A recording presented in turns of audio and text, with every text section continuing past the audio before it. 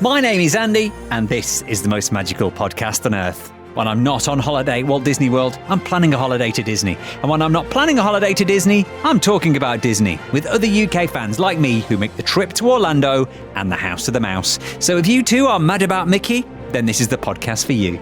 Or maybe you're the Disney novice, just thinking about or planning your first trip to Walt Disney World and your current holiday destinations are leaving you feeling a bit more miserable ever after. Well, then this definitely is the podcast for you. Each episode, I'll be chatting to other Disney superfans from around the UK to share their memories of their magical times. And this week we chat to Craig, who had to miss out on a great restaurant reservation after not properly preparing for a water ride. My partner and my daughter got drenched head to toe. I mean, horrendously. We couldn't go. Also going to be answering your Walt Disney World questions, getting you all the latest news from the parks as we count down to the 50th anniversary. Make sure you keep in touch as well. Facebook, Twitter and Instagram. We are at PodMagical. This is the most magical podcast on earth as part of the Secret Recordings Network. Thank you for your questions that keep coming in. If you've got anything you want to know about planning or replanning, just send me a direct message on any of the socials. That's what Alex did. Andy, love the podcast. Thank you. Have a question. What's the best way when using your smartphones in Florida? I don't want to come home to a massive bill. Thanks. Alex, the options here, obviously nobody wants to go home to a massive bill. I know data roaming has changed in Europe. It's very different in America. One option is, as soon as you get on the plane, is to go into flight mode, keep it in flight mode, but turn your Wi-Fi on. So you're just constantly using the free Wi-Fi in Walt Disney World, although that Wi-Fi isn't always good. Some mobile phone networks do have data roaming included for when you're in America. I know that 3 do. I know that EE do. EE have got a 4G max plan, which I've got at the minute. If you're not on that, you can also buy a travel data pass, which I think is about £4 or £5 a day for America. That's an option. And sometimes a lot of people who go to America quite a lot will have an American SIM card. So next time you go, buy a pay-as-you-go SIM card in America that you can use just in America, and you can pop it in your phone and use it as you go. So there are some ideas. Don't want you coming home to a massive bill. Facebook, Twitter, Instagram with your questions at PodMagical. Same place to go if you'd like to be a podcast guest. I know it's been a year and a half since we've been able to go from the UK to America. Hopefully that's going to change very soon. But if you still want to come on and talk about Disney, doesn't matter when you went last time. I know we're all forgetting when the last time was we went, but we're always looking for podcast guests. So give me a shout. And that's what Craig did. And I know you love golf, Craig, which is very big in Florida. But tell us first of all, why is it that you love Walt Disney World? So what I love about Walt Disney World is just how it makes you all feel. As a little one, growing up in London, I was very lucky enough to be part of a Disney and Mickey Mouse club in Leicester Square. So I've grown up all the way through Disney, and just stepping into the parks for the first time and all the other times since, it just takes me back to being that 5-year-old again, that real magical feeling. You can act like a 5-year-old even if you're an adult and everything in between, and it's just that magic. It's just that tingly feeling that it gives you, and it's a totally different world there. Totally different world. You can be who you want to be, and you just let your imagination run wild. And as they say, it is the happiest place on earth. I want to know more about the Mickey Mouse Club in Leicester Square. So what was this, and why was I not invited? Oh no, yeah, I don't know. I don't think you sound old enough, Andy. But, you'd be surprised. So I'm trying to get some more details about it, but to be honest, what I remember is we used to go to the Odeon Leicester Square quite regularly. We used to don our little plastic Mickey Mouse ears and used to just watch Disney films. I think it was like once every 3 months. I don't think it's any more regular than that. But hundreds of kids used to sit inside this theatre and watch, either the newest or the older classics. And it was that's all my memories of it. I'm a real big Disney classic film fan. Yeah. That's where my heart is. I love the Pixar stuff, but so you used to just imagine, a bit like they do in America, just rows and rows of kids with little plastic Mickey Mouse ears singing, songs and being all part of it and running up and down the aisles and just doing everything you'd expect. Sounds amazing. So when was your first time at Walt Disney World then? So first time on Walt Disney World was, I'm a relatively newbie, so it was 2017. I'd been to Euro Disney before, quite a few years ago, but and I'm one of those, I was quite sceptical. Although I'm a big Disney fan, I'm not a huge theme park fan, ironically. We went in 2017. There was 10 of us that went, all pretty much family, it was. My daughter's getting to that age where she's older, and she's like, "It's the last family holiday, Dad. Where would you want to go?" And she said, "Oh, I want to go to Florida. Have to go to Florida." And I was like, "Okay, no problem. Let's do it." I've just never regretted it since. I've become obsessed since day one. Really, to be fair, I've literally flipped on the other side, and I'm always badgering. Let's go back again. Let's go back again. So 2017 was the first time we went. So if it wasn't for your daughter, you probably would never have gone. Yeah, even though you love Disney. Yeah, it's really strange. I think I just couldn't put the two together.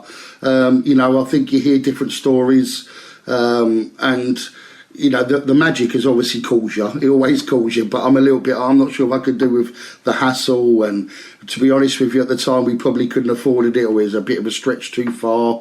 And then it just kind of coincided a bit of a perfect storm that.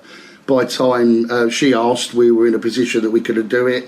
And you know what? Let's do it. It's the last hurrah for her as an adult spending a holiday with her parents, and she's been with us all the time since. Just not the last time. That last family holiday together, and we just keep going back. That's the thing about she's maybe your daughter, but even when she's not a kid, as an adult, she just still want to go with you. And we were pretty lucky that I've got my brothers and sisters have been quite a few times over there, so. They kind of just give me the real good stuff, and this is what you should be looking forward to. So, I haven't looked back since, really. So tell me about that first trip then. Where did you stay? Did you stay on Disney? No, so because we've got, and obviously the consequences, the times we've gone again, shall I say, we always stay offside because we go with a big group. Yeah. So we stayed then, I think we stayed down in Davenport at that time, and then kind of shipped in. Which was, I think because we are a sociable family and we like to do different stuff, I think just having that villa, that base is a real good place that in the evening, as people coming in and out of the parks, you've got somewhere to chill, a kind of base to work from. So that's where we stayed then. So do you all go and do your own different stuff during the day? You like go to different parks, or some will just stay and chill in the pool and whatever? Yeah, a bit of everything, really. I mean, there was obviously some must-dos, and as a family, we try, and all the time that we've gone as family since, we try to stick together as possible. But obviously, it's not hard, and as you said, people want to do things on different days. So, you might have a group go off and do Epcot, or off to Celebration for the day, and then another one will be, do you know what, actually, we've changed our plans. You know what, we'll come with you to Epcot for the day. So there's always more than one group wanting to do the same thing. And that's what's great about it, because you're either passing throughout the day, and then in the evening you get together, or we say, hey, we're going to go and meet and watch Happily Ever After when we meet in the evening. So it kind of all comes together at one point in the day, but normally we're all in different directions throughout the day. There isn't actually one person who has to arrange 10 fast passes for Flight of Passage or something. She is sitting opposite me right now. She is. And every time we go, and she'll kill me for saying it, but every time we go, right, this year I'm not doing it. It's too much for me to organise, and absolutely. Then through the Walt Disney World Experience app, she gets everybody on one list. She's searching all of them, and let's all do Frozen or whatever it is. And I don't know how she's managed to do it. Fair play to her, but we've only been another time since. But with everything we've wanted to get on, and she's managed to get us on as a group, which is just unbelievable. Sounds like an absolute Walt Disney World pro. Takes a pro to do that. I think she's a planning pro. Yeah, absolutely. Yeah, she as we lead up to it, she's on the app, because obviously we stay off site. We only get the 30 days. Yeah. She's on the app at 12 o'clock. She takes extra long lunches and stuff like that. So she's on the app, and we have an awful lot of meetings leading up to it, of course, so we can decide where we want to be and what we want to do. Which is going to be out of work next trip, isn't it? Because obviously no more fast passes now. It's Genie Plus. So when it comes to eating, do you have like one big family meal? So like 10 of you will try and get in a restaurant, or is that too difficult? No, we generally do. Obviously, outside of the parks, it does seem a little bit easier. So we try to, as best possible. I'm kind of stealing my own thunder, but we're going back next year, and we're going with the biggest group ever. There's 16 of us going this time. All right. Yeah. We're really going for it this time. But all the other times that we've been, we generally try and have one evening meal together, and we've been really lucky. I think if you give enough notice, and obviously there used to be groups in Orlando, then we can stay together. Generally, when you're in the parks, it's a little bit harder. If it's a quick service, fine, you just grab and run. But for normal table service stuff, 10 is not an easy thing to find a reservation for. No, not really. Let's talk about some of your favourite things. And as we're talking about food, have you got any particular favourite restaurants in and out of Disney? Okay, yeah. So in Disney, as I said, we haven't done too much. I think for a quick service and all of mine, the one that I've really enjoyed was the old chicken pot pie from Harbour House. And I love that. That was really nice. Now, we haven't actually had dinner inside Disney, although we did plan to. Previously, we wanted to go to Soarin over at Animal Kingdom Lodge. Yeah. We had a whole table booked, which was quite a feat to get everybody together. And then we decided kind of last minute to jump on Cali River Rapids. Which was not a good idea, especially when you don't bring extra clothes. Oh, no. And me and my partner and my daughter got drenched head to toe. I mean, horrendously. We couldn't go. The rest of the family went. All of the other 7 went along, and we just stuck behind, sodden wet, traipsing around Animal Kingdom. Your way home. It didn't go down well. I can promise you that much. Take clean knickers with you. That's the advice here. Take clean knickers with you if you're going to do the rapids. Too true, absolutely.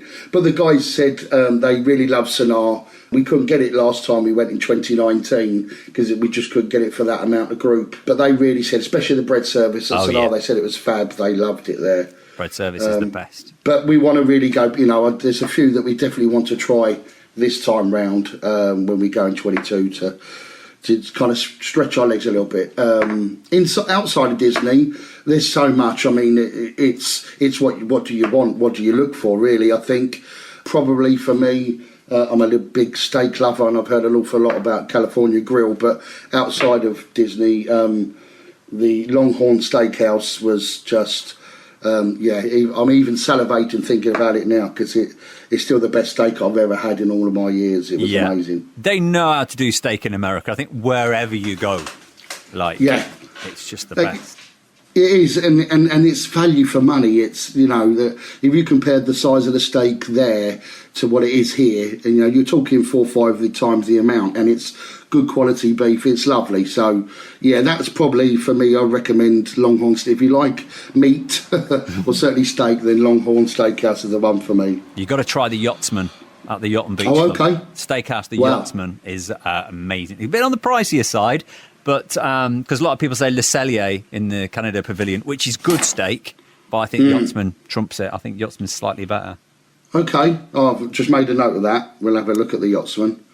Don't complain if you don't like it. No. I can't give refunds. I was going to say, I'll tell him Andy sent me. Andy sent Andy you? For the podcast? No, not a clue. Not a clue. Stay with us, Craig. We will chat some more about Disney and golf very soon. Let's get a quick update on the news, though, first. Quite a bit to report on because we are 2 weeks away from the 50th anniversary celebrations at Walt Disney World. 2 weeks today.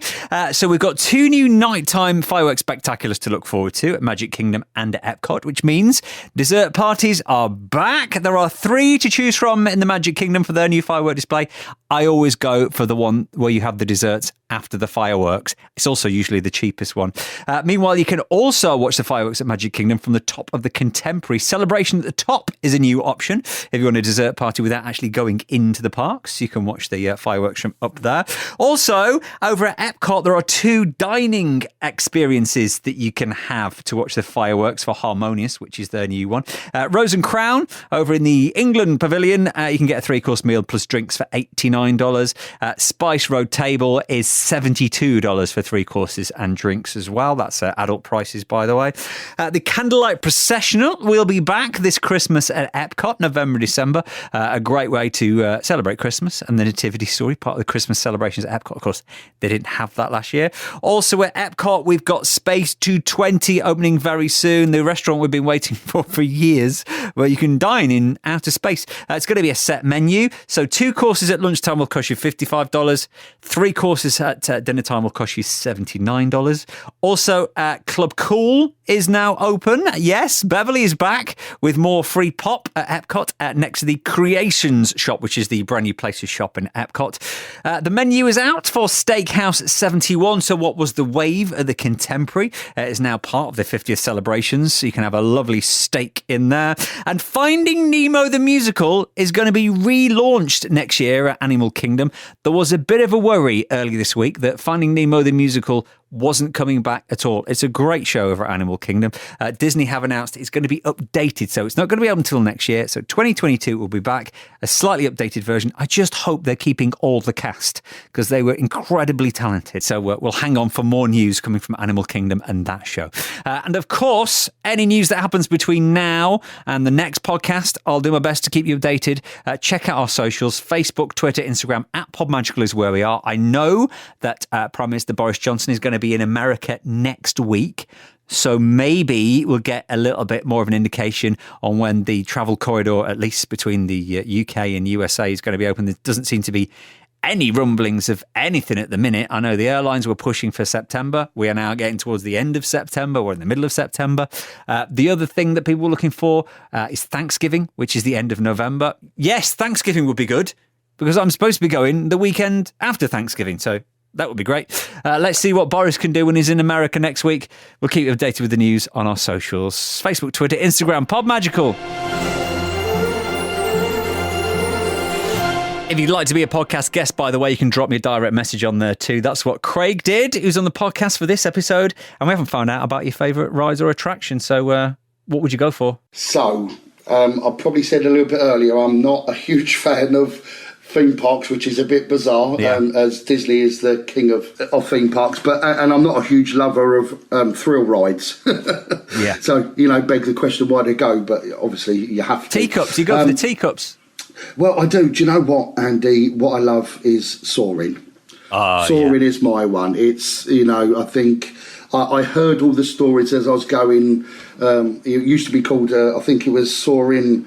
It wasn't around the world. It was at that California time, originally, yeah. California, that's it. And my brothers and sisters who had been a few times had told me stories about it. But when I got on it, it's just the perfect ride for me. I think it's the perfect ride for everybody. It's enough that you feel like you've been on a ride. You actually feel like you're soaring, and it's so immersive with the smells and the sounds and it's. I just think it's on the right side of the thrill for me. There's a few others I want to push me probably self to. Unfortunately, I've got a bit of a heart condition, so I can't push myself too hard. Yeah, I can't. It's my excuse to get off a Tower of Terror because that's yeah, you don't want to go on Tower of Terror with a heart condition. That's not good, Craig. I know, but I love the theming of it. It'd be nice if you could walk all the way there, but obviously not get onto the ride because I hear the theming's meant to be fantastic. Yeah, you could do that. Oh, do you know what? Maybe there's so much that obviously the queue rides are meant to be amazing. Yeah. When you. So maybe I should do that. That'd be a really nice thing to do. Just get to the front and go. Oh, I don't want to do it anymore, and they'll probably give you a fast pass for something else. Yeah, they probably will. We might come up with a pro tip there, Andy. Yeah. What about Flight of Passage? Because if you like soaring, that's kind of like the next level up. Well, yes, it is. I do exactly. I think you've just hit the nail on the head. It's a slightly more, level up. I think I found it a little bit more roller coastery. There's certain bits in it. I don't want to, no spoiler alert for those who haven't been, but I think it's a little bit more dramatic. But in terms of the graphic, and again, no spoiler alert. There's some elements of it where you sit there and you're in awe. It is immersively. It's the best ride that I've been on. And I did go on it, although I had a few choice words with my partner when we got off of it, because she kind of pushed me onto it a little bit. Listen, she's been getting all them fast passes for everybody. Yes, you can do is go on it. Exactly. That's exactly what she said, funny enough. But it's brilliant. It's amazing. I think it probably just pushed me a little bit out of my comfort zone. Yeah. It's way up there. But for me, in terms of, I think I went on Soarin 3 times back to back. That's how much I loved it. Last time I was in the parks, because it was at their closing, so loved it. The only other one I have to say, in terms of, isn't a ride per se, but building a sabre over at Galaxy's Edge. Oh, you've done that? Oh, wow. It's emotional, immersive. It's not cheap. It really isn't cheap, and it's a bit of a pain to get the sabre home. So I'd suggest you probably do it at the back end of the holiday if you can get it. But wow, it's a show, it's an experience, it's worth every single penny. Even the hairs go on the back of my neck when I think about it now, and when I watch the videos back, because it just takes you. If you're a Star Wars fan, it's a must. Yeah, it's not really just a shop, is it, where you go in and you build a lightsaber? It's, like you say, it's the whole immersive experience. It's a story, it's a journey, absolutely, and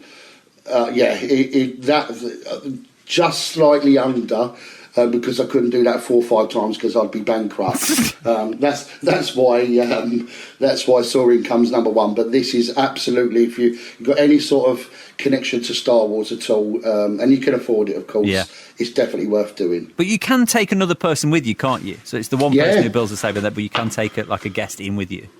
Absolutely, and they can film it absolutely with me. But I think everybody, apart from 2 people in our group, didn't do it. So again, I don't know how Leanne, my partner, managed to wiggle that one. It was quite amazing. But and there's a few people that came that are Star Wars fans but didn't want to pay the money, and they can come in and be your +1 if you like. And watch it and get that experience with you. Not quite the same, but almost, because there's a magical bit in it. Which again, I don't want to overshare, but that little bit in there is worth the extra to do. Oh, Star Wars fans, make a note. Yeah. Have you got any guilty pleasures? Stuff that like normal people would laugh at you, like if you told your friends at work. You go, yeah, I love this.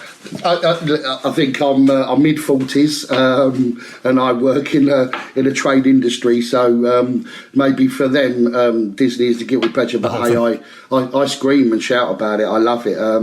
Any customer that ever mentions to me about they're potentially going over to Florida, I'm like, come and talk to me, and I'll help you. Give you all the tips, and tips, all of that. I guess in terms of inside the parks.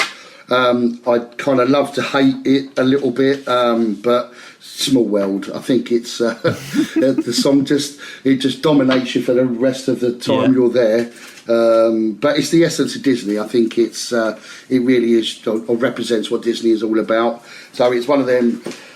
In time of the parks, it's a one I have to do. Not like in theme parks in general, apart from Disney we know now. Do you go to the other theme parks in Florida? Do you do anything else in Orlando, or do you just stick to Disney? No, we do it. We obviously do Universal, and that's probably a little bit more on the. They're not so much thrill rides, are they? They're more simulators. Yeah. I generally find there, apart from a couple. So we do we quite like Harry Potter, so we've got all of that. So generally, in terms of other parks, we would do mainly Universal and Islands of Adventure. But outside the parks, we love going down to the beach and really love Clearwater and all down that area.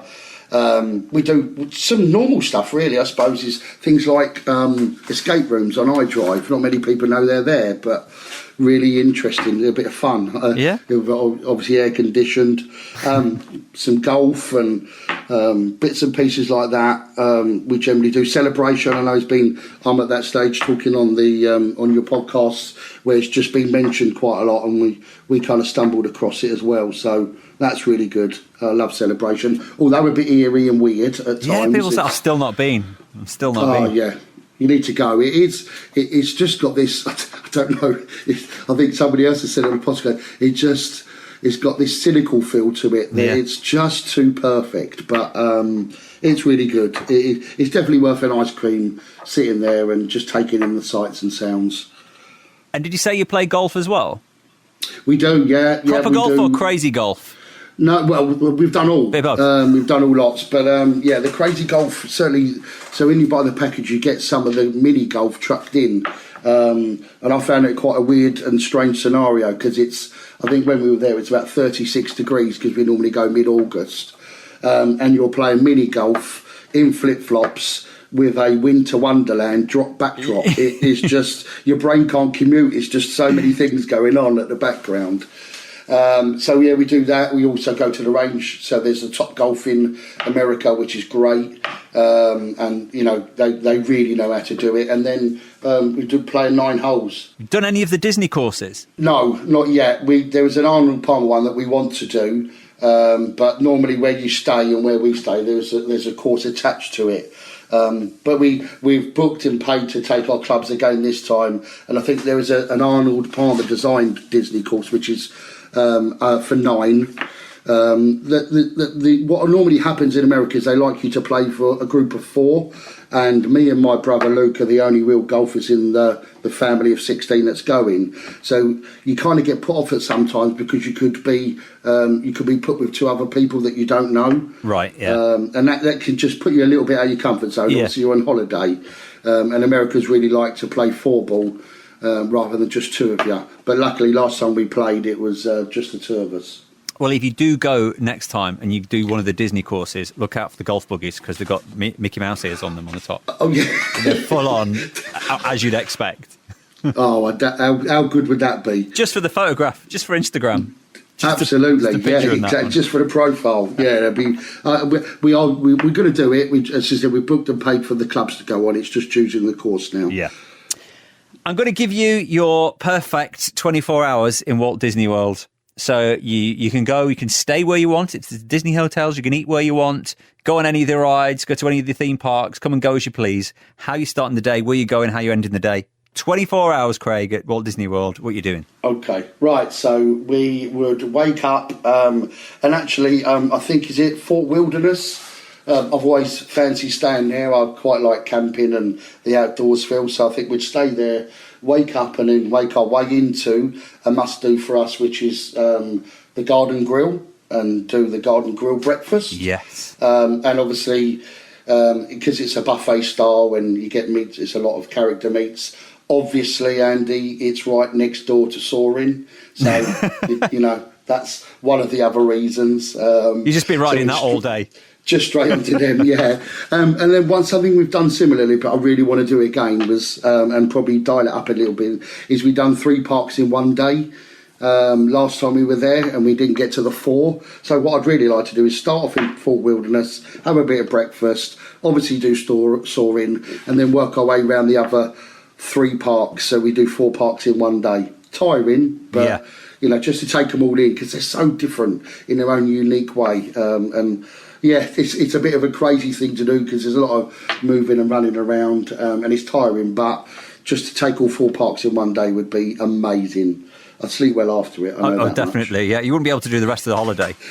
No, yeah, but that would be the last day. So where would you end your day then?